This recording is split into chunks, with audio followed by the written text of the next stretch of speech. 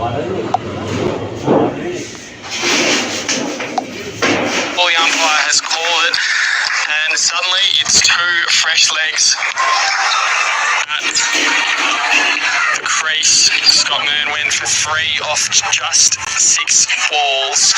That is not what they needed. Now well and truly getting into their tail end. Kai Brunker will be the new man to join him in.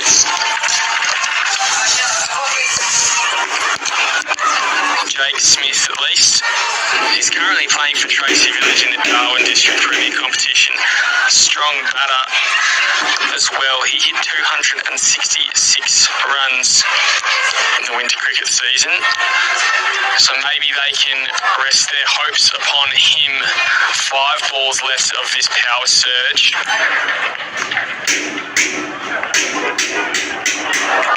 Guy Brunker coming in to join him.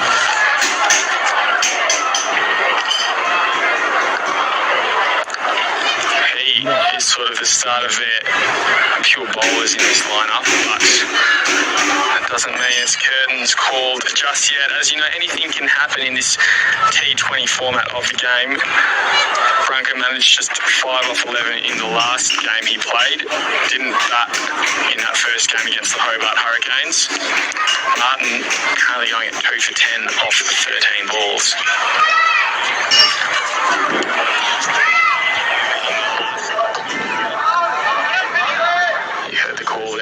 From Brunker, just wanting to steady the ship a little bit here. I think they might even put their sword away for a few balls and just try and survive here. Instead he's gone for a slash. Ooh, off target there by Short. Nearly hit Brunker on the way through, but they managed to squeeze a single out of it.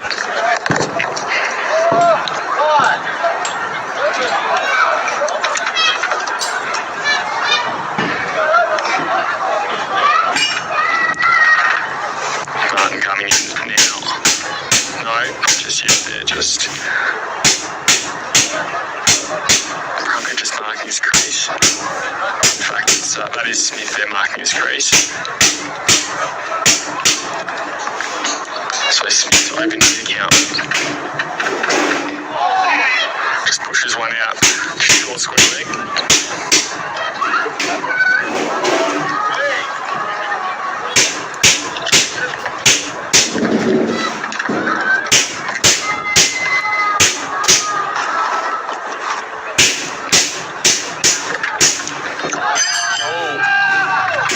Another stumping attempt there, but it wasn't to be taken by the umpire.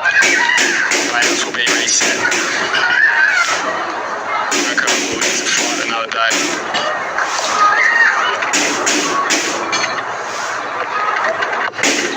And he pushes that through to long on. Looks like he will retain the strike for the 17th over, and there ends the power surge. 7. That was all they managed from it, and they conceded 2 wickets. 1 to Tom Menzies, 1 to Hamish Martin. The second time today, nearly saw a team hat-trick happen. Wasn't to be. Brunker very aware that they were in trouble and just blocked that first ball he had in before exchanging strike a few times in that 16th over with Jake Smith. Now coming in, it's going to be Matty Hammond coming in. This will be his 3rd over.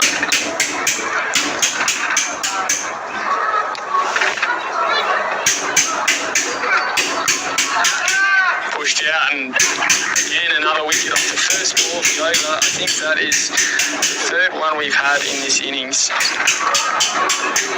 Tom Menzies back in the first. Hamish Martin just 6 balls ago, and now Matt Hammond, all 3 of them have taken wickets with their first ball of their respective overs. Matt Hammond happy with that, and the score drops to 7 for 90. Off 97 balls.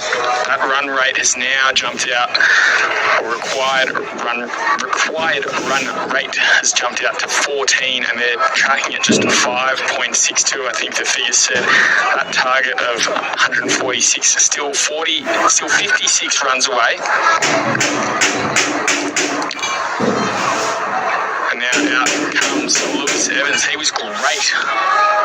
The ball in hand. How is he going to go with the bat in hand? Brunker packing 2 off 5 in the end.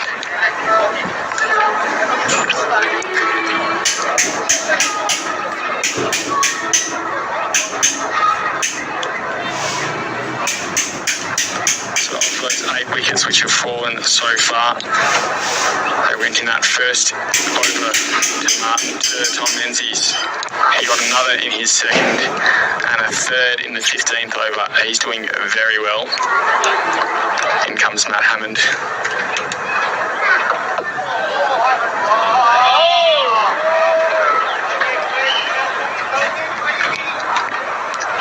Hammond with just the 1 wicket today, but he's only conceded 13 runs.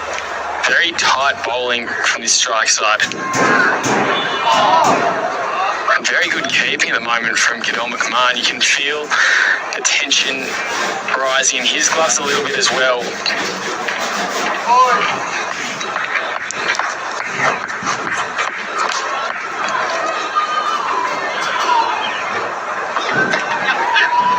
Cuts it and goes out there into the gully.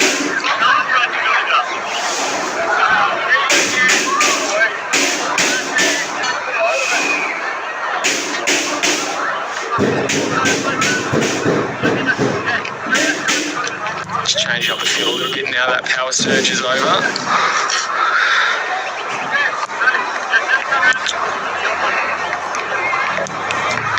Sending Elder out to deep gully. And again, they've got 1, 2, 3, 4, 5 out on the rope.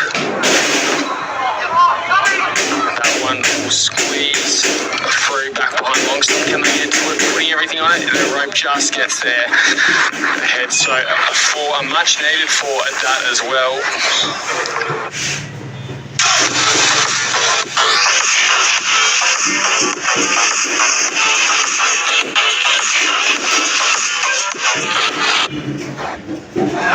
That required suddenly jumped out to 16.11. It was that before. It's just sort of sneaked off and out the back.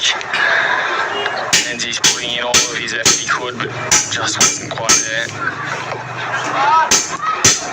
Now pushes that one out to mid-on.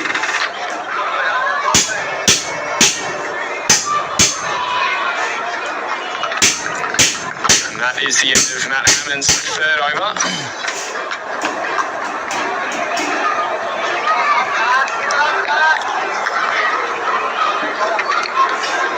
Conceded 6 from it. 8 for 96. The current score.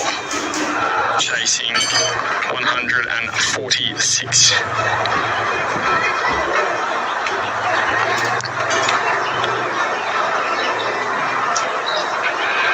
Comes from Andrews from this northern end.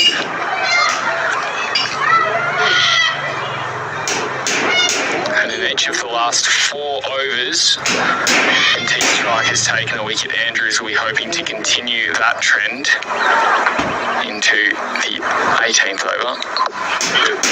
Pushing that one out now. Hammond there to field it long on. They squeezed through too then. Smith hoping to retain strike where he can here. As we mentioned, he is somewhat of an all-rounder. And gee, he's gone swinging. He's not going to go down without a fight. That one only gets as far as Silk, as you heard your expert Trent keep saying before. He's probably not the one you want to squeeze too many runs out of in the field because he can hurt you. But they do need to have a crack here. Just a single there.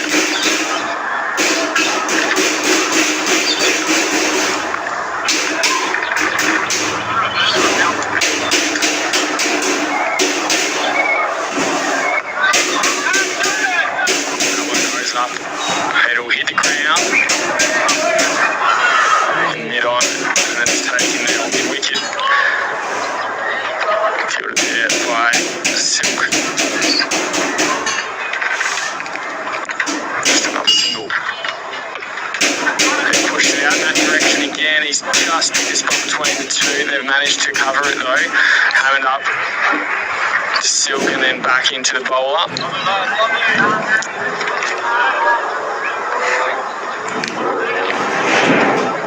And gee, suddenly it's jumping ball by ball. That required run rate now up to 18.86. That one's gone long. Has found a gap between the two fielders. Picking it up here, Jai Ullman.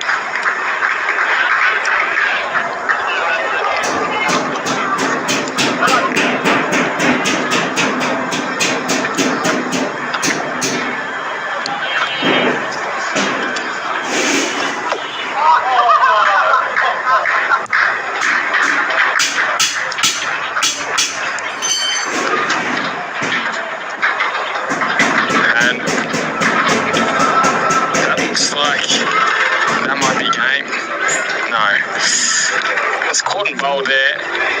The other batsman just walking very close to meet up with his runner. I thought we might not have had a 10th batsman coming out, but it is Jake Smith who's gone caught and bowled there by Andrews.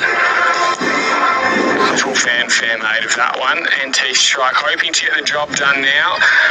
Not quite over yet, but you think it's getting pretty close with the maths starting to play a role in it. Andrews, as we said, caught and bowled on his last ball of that over, so the trend continued. 1 wicket from each of the last, not 1, not 2, not 3, not 4, but 5 overs. The two remaining men, Lewis Evans, currently on 2 off 4, and Sam Skelly, who will be he'll be starting at the bowler's end of the crease here. But that is a tail to tape, a top score of 24 to Tom Hogan.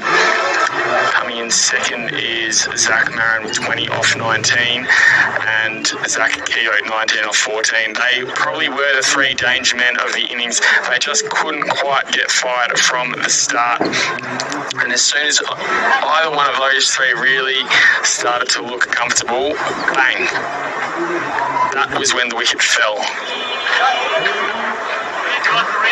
They're now left with the final 2, Sam Skelly and Lewis Evans.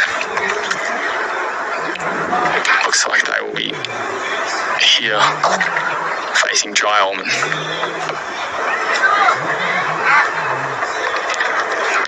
Not a bad start there. They pushed it well into the outfield. That one to extra cover.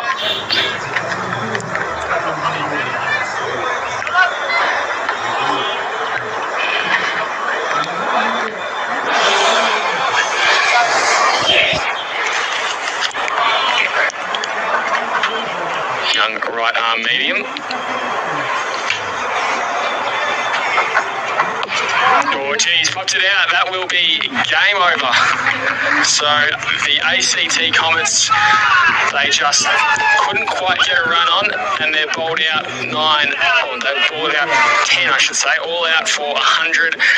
I think that is the same score, if not one less. No, it's one less than their score against the Melbourne Renegades in the last game. So trending in the wrong direction. But NT strike in the end, ultimately too good in the field. Really well-rounded performance from all of them. Carroll, he was the top scorer with 55. And then I think Tom Menzies with 3 wickets, probably the pick of the bunch of the bowlers. But as you heard, 1 wicket in each of the final 6 overs it was in the end. That was enough to send the ACT Comets packing. Formidable effort in particular from Tom Hogan, but from this young ACT Comets side, you heard Trent keep saying that Hogan is probably a name you want to keep an ear out for going forward. He managed 24 of 28. Zach Marin, second most damaging, 20 off 19. But ultimately, it hurt losing their 2 openers, Isam Ram and Nick Allen, for just 2 runs combined. And too many of their batsmen there just had more balls compared to the runs they were able to grab. Jake Weatherald with that final catch, and Jai Ullman, he finally got his first wicket in the competition in his first game with the last ball of the game. Hamish Martin, he was another one who was pretty handy. He got 1 wicket LBW and 1 wicket stumped. And so the NT strikes, so there are those bowling figures.